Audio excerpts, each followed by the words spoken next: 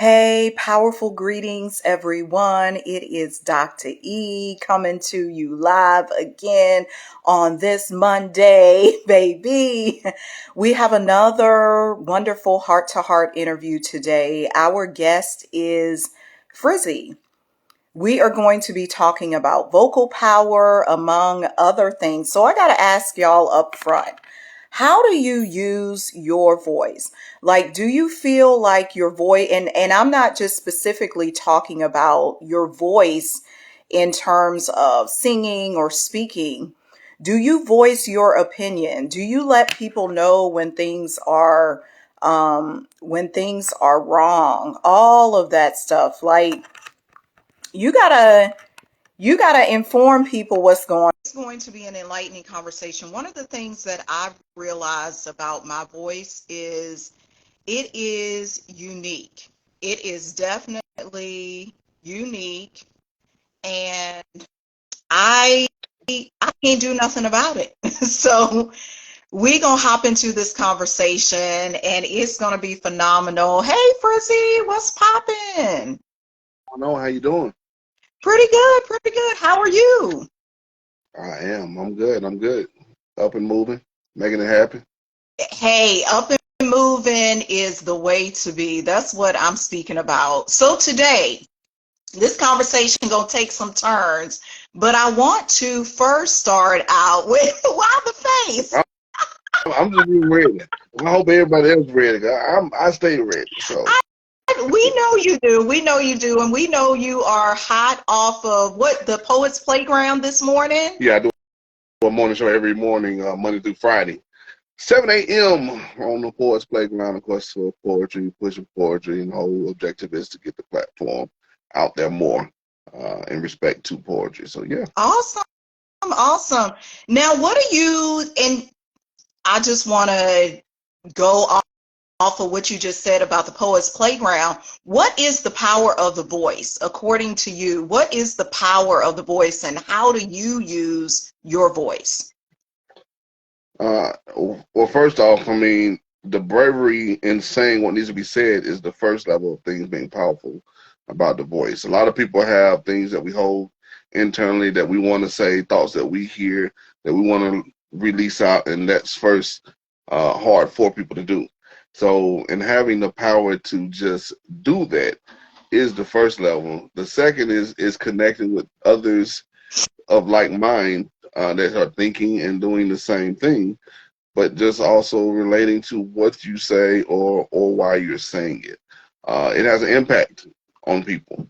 It changes lives. So when they hear it and they can relate to someone that can relate to them, it definitely grabs a person in a creative way to kind of steer and direct their life more so. So that's why the voice is so powerful. How do I use it? I use it just for those things, to be an impact, to be a change maker, to get us away from what things we need to be away from and headed towards the direction of things that we need to be headed to. So it is definitely on purpose to be an impact. Where do you, so you just said something so critical right there. You said you use your voice to build impact and to lead us to where we need to be. So where is it we need to be? Opposite from Oh, here. The oh, easier way to say it is opposite from where we're at. And if you can understand where we are and understand that this is not where we're supposed to be, then the opposite direction is where we need to be heading into putting things back together the way they need to be put together. That's my simplest answer. If you want to dig past that, be careful. I get it. So okay, well, give me one example of what that opposite would look like. What would it look like? Let's just use us as an example. For me and you, what would that opposite look like? What would the vision be? Tighter knit communities, more togetherness versus the vision that we are seeing. We're so independent today uh, that we don't have people to call on. We don't have nobody to lean on, nobody to help because we're just too damn independent. Opposite of that is building together, holding each other up, and being there for each other. So in that sense, That's the first understanding of what needs to happen. That's not happening. I can say that even in my family, it's not happening. And it was because of me. I started a thing where we meet monthly. I call it just a family meeting between me and my siblings. Ain't trying to get nobody else involved because sometimes you try to expand the community a little bit too far.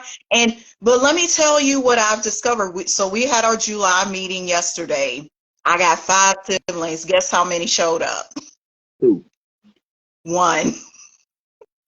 But what I have discovered in doing this, it takes people like you who are willing to build that community, willing to do things like I do with my family. Because before I was like, sometimes, some months I'm like, why am I doing this? But I know I'm doing it because it's planting a seed, and I know these regular because we wouldn't have regular conversations if it wasn't for these meetings.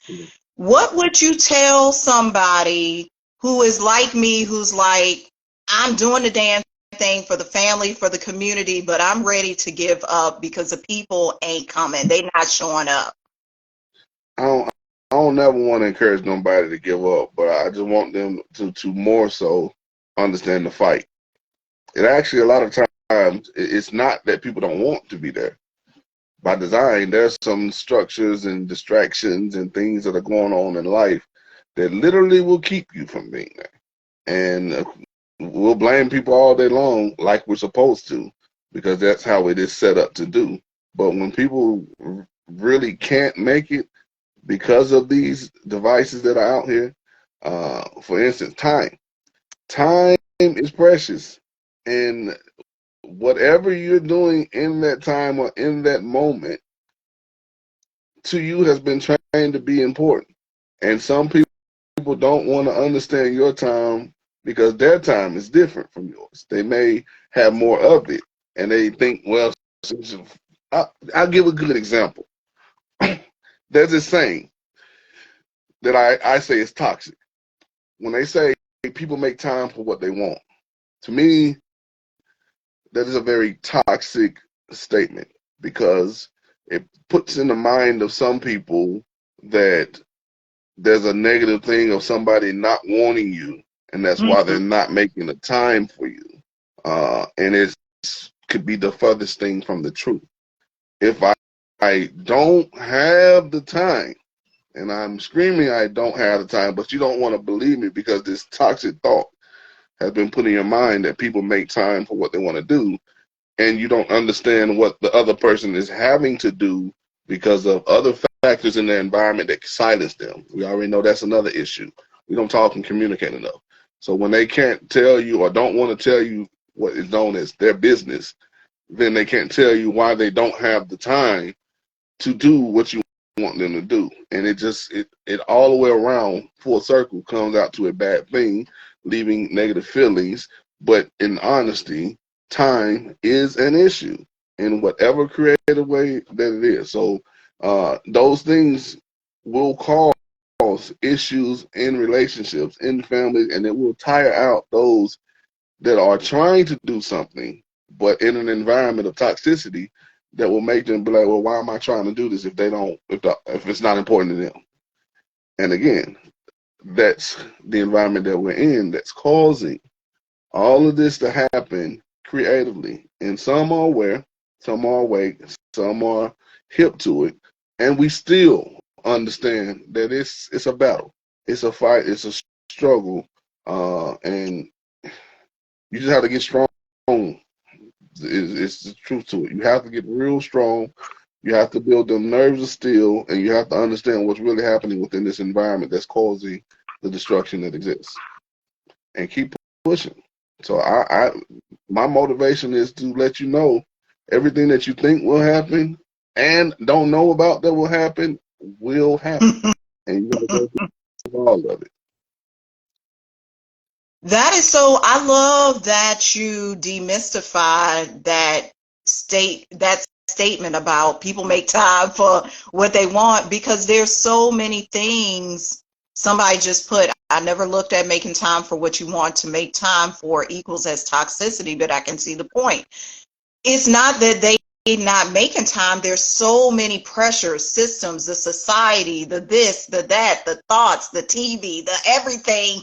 We got so much. And the reason I know this to be true, it was when I intentionally, it was an intentional thing on my part, and I'm sure you can agree, where I disconnected from some of that programming that I saw where even my errors were because I was plugged into the system.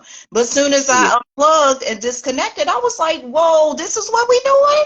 This is what they're doing to the people? yeah. It creatively, like I said, it's for me, and this is how I really judge things to stay on a level playing field. I understand the mission is to divide us. If whatever it is that's being done is causing us to split, it ain't good for no reason whatsoever. You can't give me nothing. Even the craziest situations, I still say if it's causing us to split, again, it's not the person that's doing it, it's the environment that's creating it. And it's destruction. So in those things, I on purpose I fight through them. I push through them because I know this is something that's been mastermind created to cause us to separate. And that's the wrong direction. We got to be going the other direction, I uniting, feel building. you.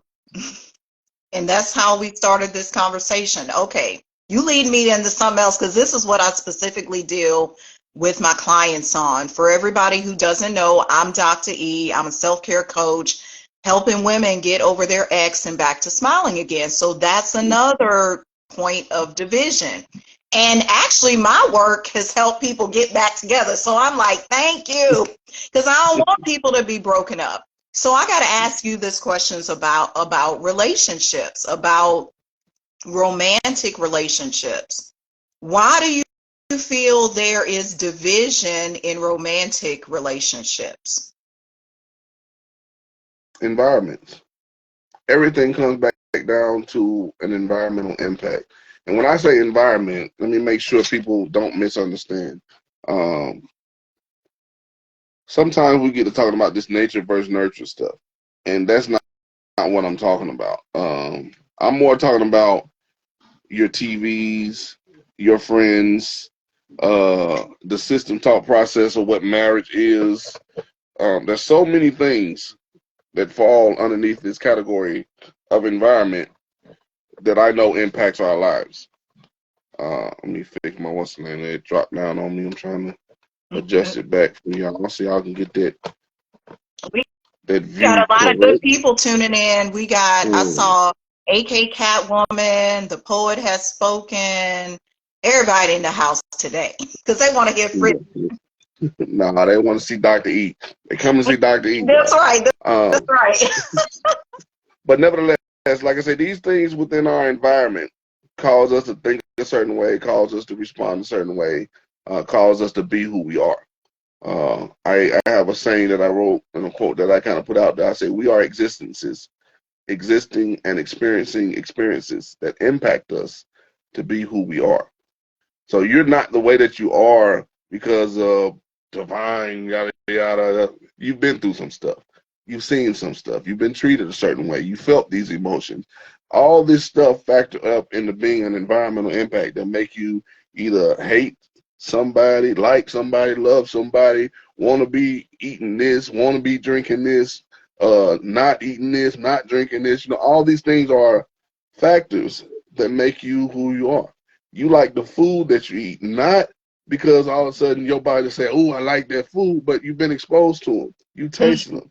There's some stuff you've never tasted that you would probably like the heck out of, but because of what it is, you'll never taste it. But you won't know, right?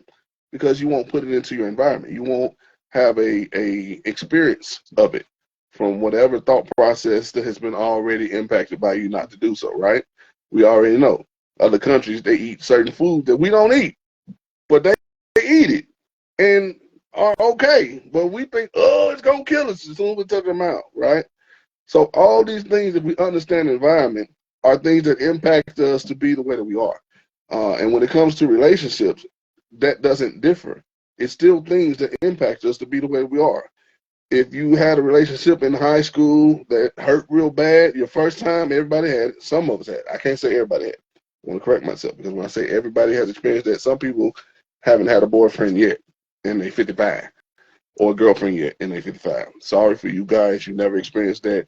It's probably the best for you because you're probably in a better position. But those that have, we know what that first heartbreak feels like, right? We don't like to repeat that first heartbreak ever again. Some of us never get over that first heartbreak and still will say, my first love was this person, right? All that is environment impact and not understanding or accepting the things that have happened to you. It's kind of more so like we run from it versus dealing with it. Uh, and it causes those divisions in relationship. It causes those, uh, it causes a lot of things.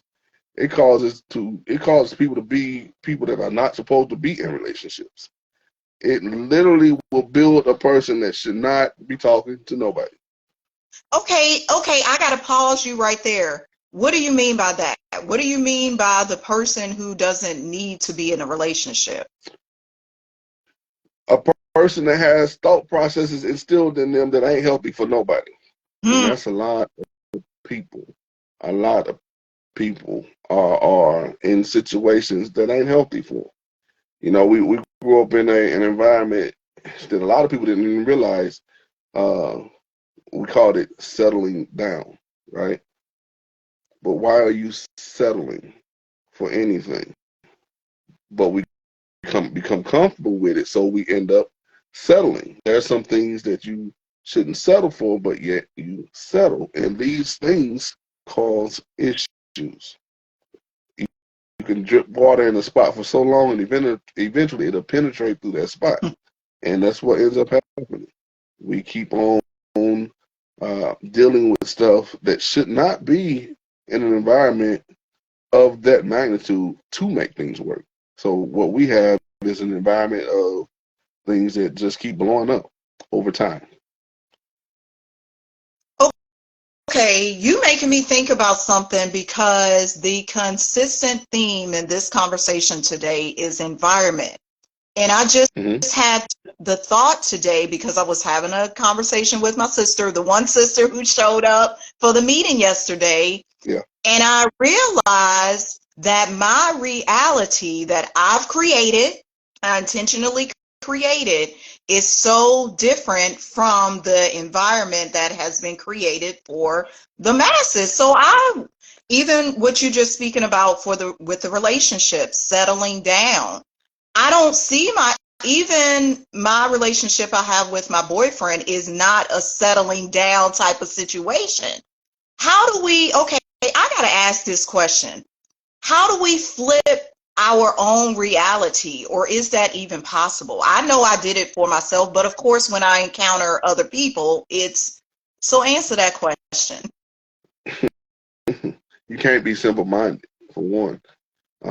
You have to operate on a level of understanding everything is real and fake at the same time. And that's kind of deep for a lot of people, kind of too deep, because we don't understand ourselves already. We're already confused because when we were born and tagged and labeled human, we believed it. So now we think we're human when we're way more than what we've been told what we are. But what we've been told, we've accepted, right? Along with other, many other things that have happened or that has impacted us. So to be able to even have the option of flipping is having an open door of understanding and information flowing in. If you already closed your door, it ain't happening. Hmm. It won't happen. You have to accept information from all sources that are around you, and at least to be able to decipher and to say that you've obtained some knowledge to use in decision making. But again, if your door is closed and the only information that you've been fed is from the environment that you've been exposed to, then right there you're one sided. You won't notice it. You probably won't accept it, but it don't mean nothing because you're still going to be thinking that one way. It's kind of Hmm. like, for example, we all got friends, and anytime our friend or whatnot, real close friend. I ain't talking about some of y'all don't got real friends that y'all real close to. I ain't talking about them friends. I'm talking about that tight friend or whatnot that you believe them and whatever they say they did, you're gonna stand by them and fight for them, right? They gonna tell you, girl, he did this, right? And you ain't even gonna ask him if he did it or not because you already know your friend done told you you got the information from one side without going to get the information from the other side, and you leaning on her wholly on what they've said because you've already established this relationship or this environment that you believe, and you're gonna allow that information to come in. And the second he opens his mouth, you ain't even letting it come through your ears. It's bouncing off of a brick wall before it reaches you. So when we do stuff like that, we restrict ourselves from being able to flip anything, from being able to understand more, and from being able to learn to be able to even have the ability to flip. Now, once we are able to do those things, once we are able to get out of, and again, I'm not blaming nobody. That's an environment built. That's an environment structured for you to be that way. And a lot of people are not that way because they choose to be that way. They're that way because they've been exposed to it and unaware of what it actually was. It hasn't been explained to them, so all they could do is just be or exist as they are until an impact happens, like seeing this live or hearing Elmira, Dr. E talk about something in a different type of way that they've never heard it before. And still, even just hearing it ain't enough.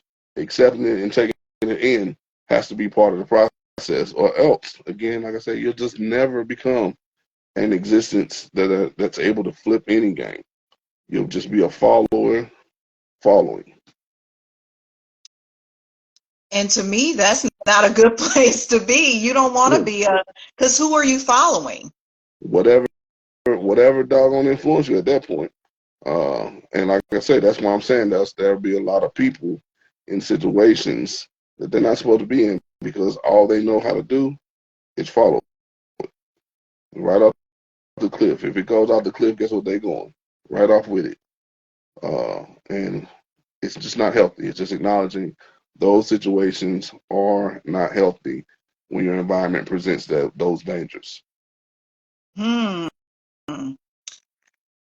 Yeah, I find that it's because I talk to a lot of people. I talk to my clients, family members, colleagues, just all kinds of people that I encounter, and I find that people are challenged, and rightfully so. We brought it up in this conversation here. They're challenged by shifting their environment. And I saw that even when I became an entrepreneur in 2009. People questioned me. They still questioning me, like, what you doing, Elmira? Why is it such a challenge to go against the grain, to set something else up for yourself and create a new Environmental training. environment? Again, it's all trained. Like for instance, I'm gonna use this person, that Queen Shay. I see your comment. I'm finna show you something real quick. You said speaking life and positivity in ourselves helps, right? You hear that, right? Speaking life and positivity into ourselves help. Would you agree or disagree? To a point, it does. Speaking So I'm gonna life. tell you why most people would agree, because we understand the word affirmation, right? Affirmation is in our environment to train us to understand what affirmation means. It means as you speak those positive things, as you instill it in yourself, so you produce, right? So you push out. But what in your environment determines what's positive and what's negative? Hmm. Is it not already the structure of the environment that you're in that says this is positive and this is negative? Meaning the masses agree that if we do this, this is going to come out positive. If we do this, this is going to come out negative. And it's the determination of the mass of people that decide that. Another way that I use it, we always say this term here, all we need is love. You know what I say? This is what I say. What's the definition of your love? Because they're not all the That's same. a whole nother conversation. And I got just a little preview. We got something else. I got another colleague I'm working with. We are working on some love attraction seminars and masterminds and stuff. So put that little bug in your ear. And that's one of the things we're delving into, like what is the actual definition of love? But go ahead. But and like I said, when you go into that, you got to understand what you're accepting to be the definition and where you're accepting it from. Again, that's environmental impact. These are the things that we have to acknowledge, that the way I may be thinking may be absolutely ass backwards from my environmental teaching. Uh, there's a reason why wars happen, and we have to understand that wars don't just happen because people say, I want to fight. No, there's a miss in communication in some way, shape, form, or fashion that Mhm. the understanding ain't the same, and collision happens. Because if we understand love to be just this one thing, then why are we having so much problem with it? Because it's not just one thing. Would you agree? I agree that it's not one thing from the multiple environments that exist that teach it to be different. Some people say, if you love somebody so much, you'll do whatever it takes, right? Including death. You'll kill. But then somebody say, oh, no, love won't make you kill. So which one is it? It's both. Because to me, it it's both by environmental impacts, but which yes. one is it actual? We accept it because depending on what environment that raised you, this is what you're going to lean more towards. You'll probably never kill. Most people will probably never kill anyone, but then there's a few that will take you out quick, Mm, right? Does it mean that that wasn't love for them? No. It meant you didn't understand the love that they did. this is Different true. environment, different impacts, different existences, which causes different responses, which starts wars. So it's not, again, those things that are in our environment, even when they sound good, if we're not able to process them through from a free mindset, will be toxic on accident. Uh, I was again, and just dealing with a lot of people, watching a lot of situations unfold. Uh, Another saying that I say, and I don't think people understand the depths of me saying it. I say hurt people, and that's all that they can do. Because when you are hurt and you're in accepting the fact that you are hurt, all the information that's coming out of you is causing you to hurt more people. Mm. Even when you think you're helping, you'll be causing a disaster around you. Feeling positive, but not paying attention to the effects of what you're doing. You'll feed How can that everybody. person, because you know I'm about solutions, and I know some of the solutions are hard or they may not be able to accomplish them. How Mhm. can that hurt person stop hurting other people?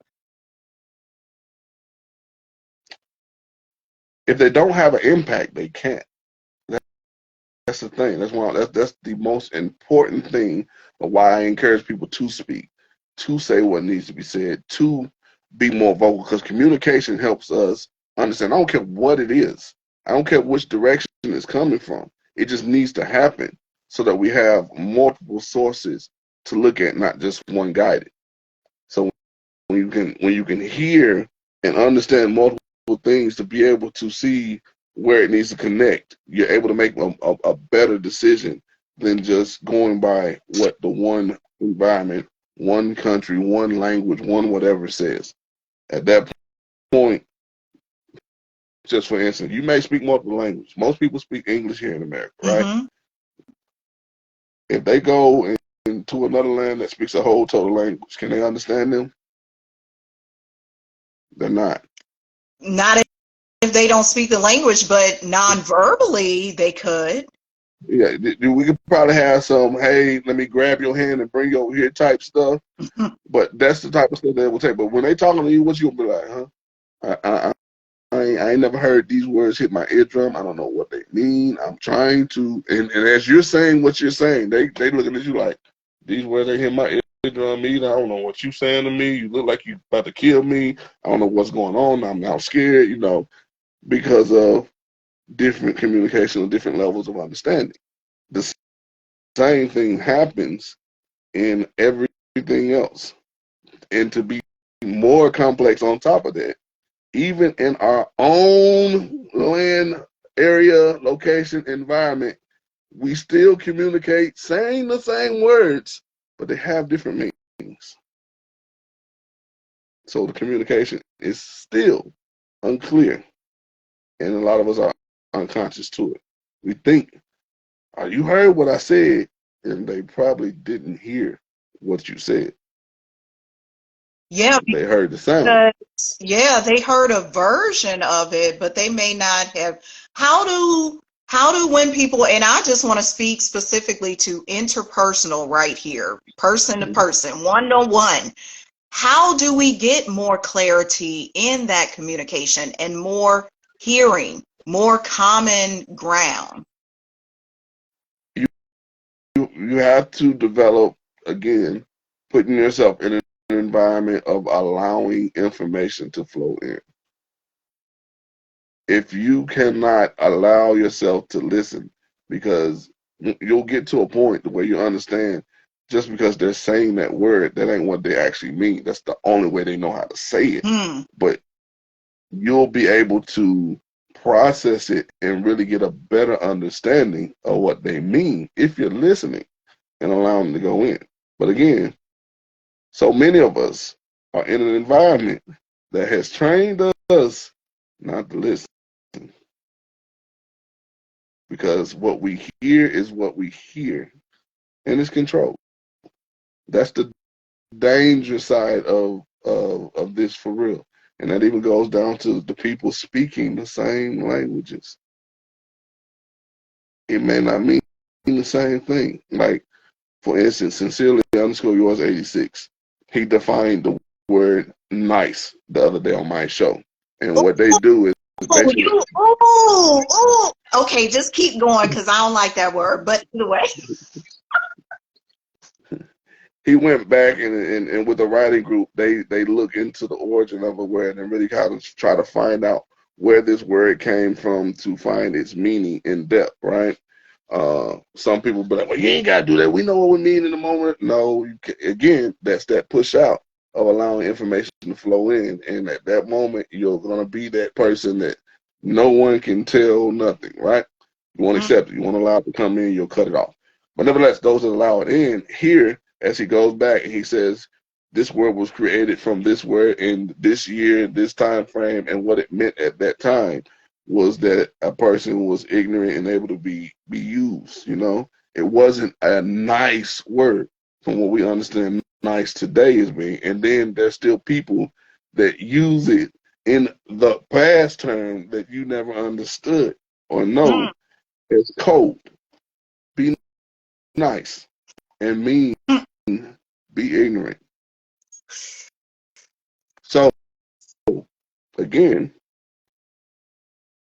we have to allow those things to come in and consciously do it if we ever get impacted by an environment of someone that will tell you take everything and stop pushing stuff out. Because the moment you deny is the moment that you cut yourself off from learning. And you have to, that part hopefully is an impact, as you all are hearing me say that now, to understand that the second as soon as you write it off, you ain't learning no more. There's no Wow. download of information for you to understand anybody else past what you already have accepted or understood. And it goes that deep.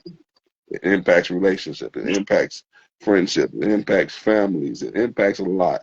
People will be saying exactly what they think they need to say and will kill themselves because they feel like nobody's hearing them. And it isn't that no one's hearing them. We got to understand these people are impacted.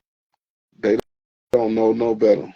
They can't do any better until they get to a level of being able to. So we're at war. Essentially, is what's the ultimate things. Like, it's not the same war as fighting back in the days, but we're at war with ourselves first because we've been put in an environment that's created us to exist as we are existing, not blaming, but accepting that first. Because if you can't do that, then you can't allow any other part of the process to even happen. How do we win the war? Hmm.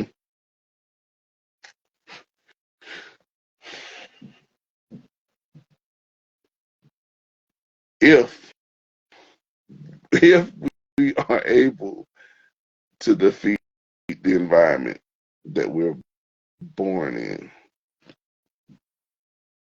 we may be able to establish thought processes from the download of information that will make us better. But if the environment is the first control of you, it's going to be hard to win the war. And that's just me being all the way honest. Just like when I tell people, we speak a language not from just coming out of the womb and this is what we're speaking. We speak a language from the environment of existence first, and then teaching us to speak this way. That's how things happen. It don't happen the other way. If you're not exposed to something, you don't know about it. You can't name or tell me about nothing you ain't seen or Mm. experienced today. Your mind is gonna be like, I don't know about nothing that I ain't seen or experienced. That's how it works. Until you see it and until you experience it, you can't even call it out. Even to hear the word of something is an experience that now you'll be able to say that word. But until you're able to hear that and experience it, you can't use it. And we have to understand that about ourselves. That's how we really, it's a word that a lot of people don't like, but we have to accept what ignorance really means. And it means lacking knowledge. So when we know that we are born lacking knowledge, we have to open ourselves up to receive it from whatever angle it comes from. And the second that we shut it down because we feel like the angle that we're receiving it from is correct, is the moment that we're controlled, is the moment that we lose. And Mm. that's where we are right now. We're controlled and we're losing every battle. And you know what, Frizzy? You just said something so important because it was something I recognized myself in my development and all that I do and helping my clients and helping myself first. Number one is there was a point in my life that I was doing just what you are describing. I was pushing away knowledge because it came from this source, or I was pushing it away because this person said it or whatever. But then I realized, no, Elmira, you need listen, listen to everywhere because it's receiving. If you don't learn to receive from all places, you are saying you don't want to get no more. You don't want to receive any more from anywhere. What do you say to that? What do you say to opening yourself up to receiving knowledge and how it relates to receiving love or receiving money or receiving anything? uh, for me, doing that is love. Doing that is the action of love. Otherwise, the opposite of that is the action of dislike or what you want to call hate. Um, Whenever you can allow anyone in, that becomes the action of what we're supposed to be doing. It's the moment that you start pushing people out because your skin ain't my color, because you ain't from here, because my country better than yours, because whatever reason that you push them out, you'll start expelling what is clearly understood as a dislike or hate, right? A lot of people try to say, "It ain't that I don't know." Whether you say it verbally and what you're doing is not matching up. Uh, you have to understand that even if we didn't know words, we would still be able to communicate with what we do. If I'm eating something and I ain't said nothing to you, and you walk up to me and you hold out your hand because you want something too, and I turn the other way to tell you you ain't finna get none of this, you know I done that for a not positive reason versus me putting something in your hand for you to eat too, right? So it don't have to be the words of things. And to those that do not, and again, I don't blame nobody in my, I can't blame them because again, it's not them, it's environment. Even when they think it's their choice, I can show them that it's not because we're impacted by our experiences. And until we can accept that, we don't know who we are. We won't accept what we've been through to be the representation of who we are. Mm-hmm. We'll run from it. We'll ignore it. We'll try to. I'm gonna put it like this, and I'm sharing some vulnerable stuff. I got successful sisters, right? And I do this in relationships. I do this in friendships. I do this in dating. I do this all the time. I always ask people a question, and I ask them, "Are you a product of your environment?" You know what most people say? What? They say no. They say How? they say because they're not a statistic from that environment. Because we grew up struggling, we grew up poor, we grew up not having a lot, right? And then we fought and struggled and did the things to become successful, right? So I got a sister that's a principal over a school. I got a sister that's one of a head nurse and actually a professor at another school. I got success all around, right? And I asked them, again, I don't blame them. I'm telling you, I don't blame them. Accept them for who they are. They've been impacted by the environment that they've been through. It's real. But I asked them, are you a product of the environment? They say no, because they think that if they were a product of a bad environment, that it's supposed to be a negative outcome. And that's not true. Negative environments will push you harder to success than positive environments will. So because they struggled, they didn't realize that struggle made them turn the game up so they don't have to Yeah, struggle no more, right? that's right. But, and I have to show them, I have to show everybody, I say, just because a -2 plus a +4 equals a +2. It don't mean you ain't been through negative stuff in life. That's what that -2 was. And it's Yeah, because it's still part of the equation. part of the equation. And when it comes out to what it equals, what you are is the product, the output. You may be a +2, but you still have had the impact of that -2 in the process. So at no time, and I have to let people, everybody know, at no time are you not a product of your environment. You're always that. Everything you go through is the addition or subtraction of who you represent yourself to be today. Period. And those are things that have to be first understood before you're able to accept the others around you. Mm-hmm. I got one final question for you, and then we're going to close out. And it's based on being a product of your environment, because this is what I love about you, Frizzy. And this is the topic, vocal power.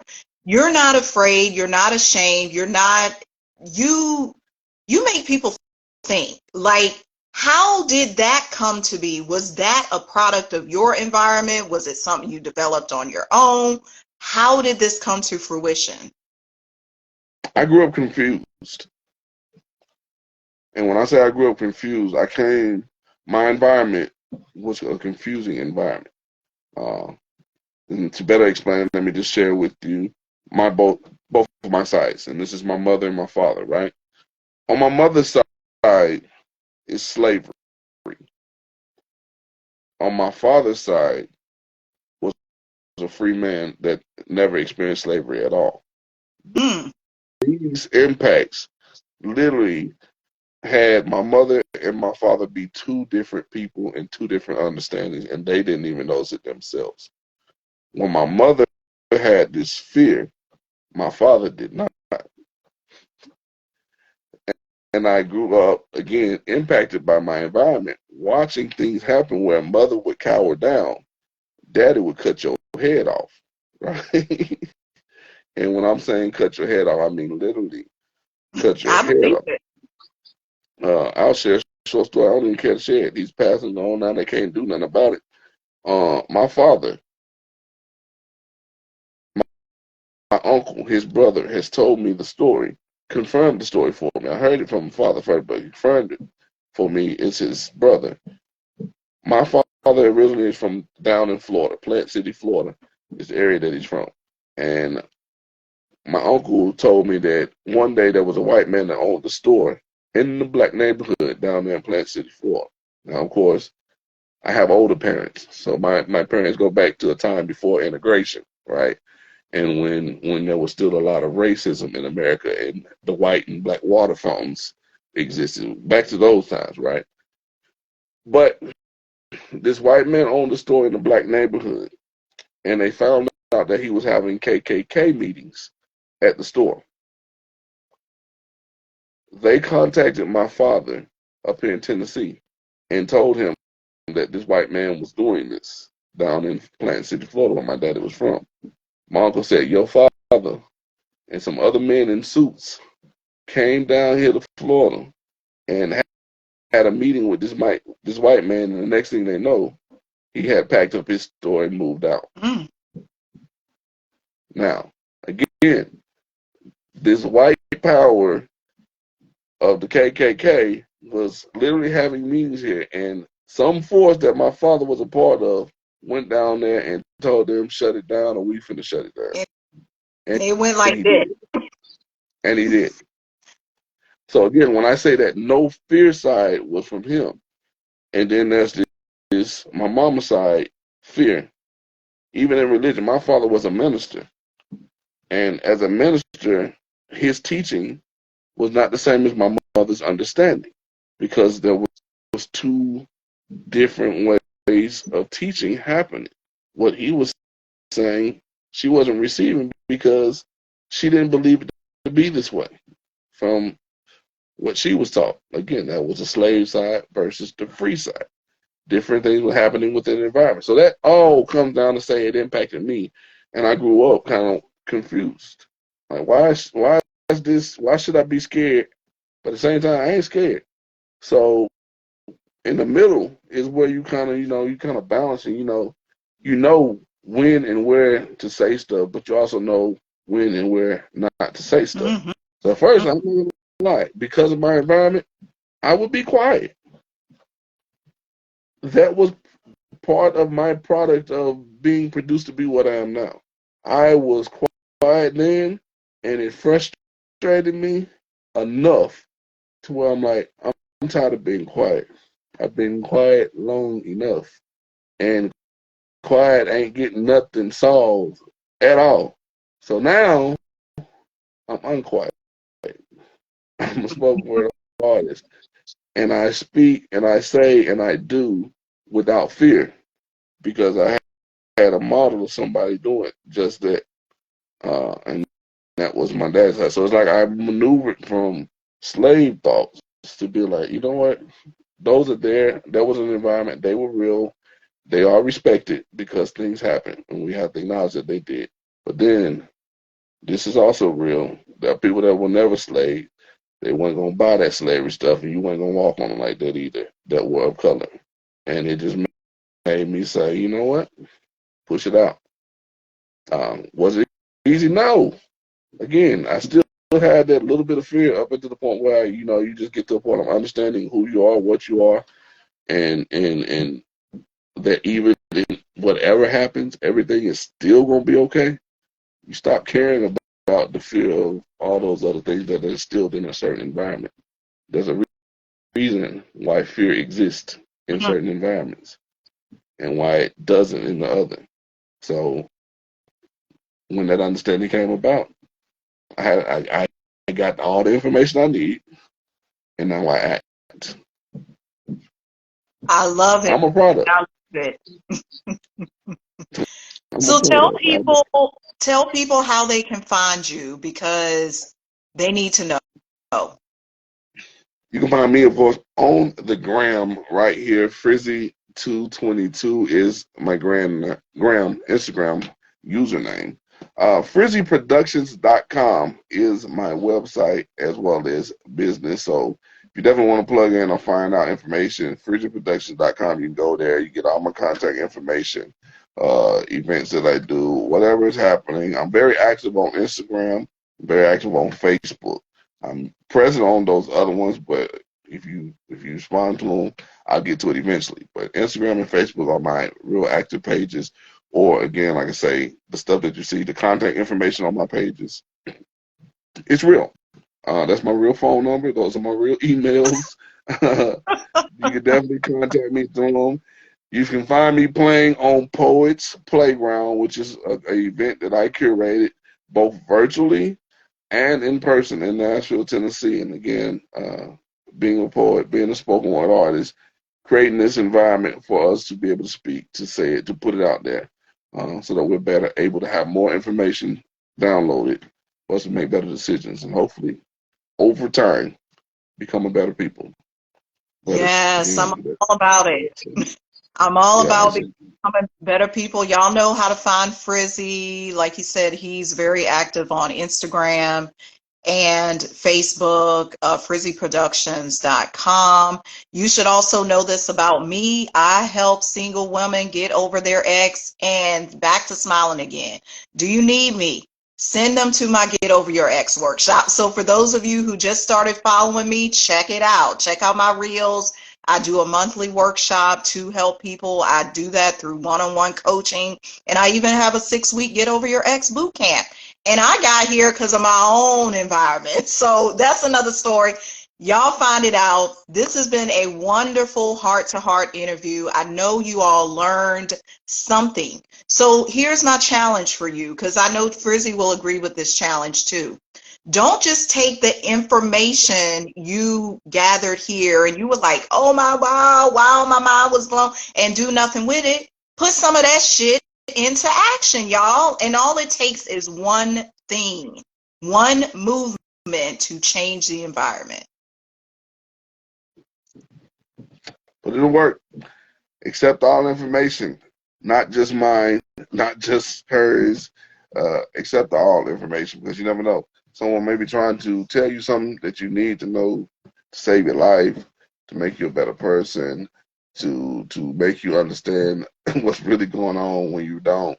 And all these things, like I said, they impact you. Understand truly that we are existences existing and Mm, experiencing experiences that impact us to be who we are and accept it. You are who you are from your environment. Don't blame nobody. Love them through it and keep going. yeah. Don't, no blame, love. Okay, because as I say, love is the greatest currency. And okay, everybody, this has been wonderful. Peace. Until next time, tune back in next Monday, and we out. Bye. Thank you.